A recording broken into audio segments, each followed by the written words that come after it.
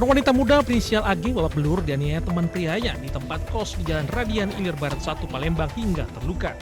Tak tahan dengan penganiayaan ini, korban yang dalam keadaan hamil melapor ke polisi didampingi pemilik kos.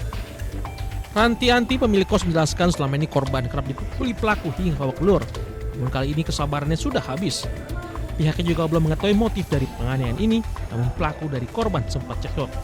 Pelaku juga mengancam korban maupun penghuni kos dengan senjata tajam. Bawa belum? Hidungnya pecah ya. Terus? Perut tadi sampai kena cuman tidak sampai memar. Bawa belum ya? Memar cuman yang di sini memar sama hidungnya pecah. Jadi kita tadi nyelamatinnya, Mbak? Iya, kami juga diancam ya tadi. Anak kosan aku yang lain sampai diancam juga. Kalau nolong mereka, aku nolong dia, nolong korban, atau nolong berobat dia, kalau tak mana pokoknya diancam.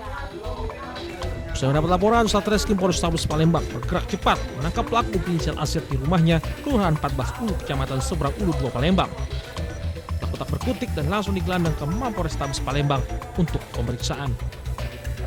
Dari Palembang, Sumatera Selatan, Muhammad David, iNews melaporkan.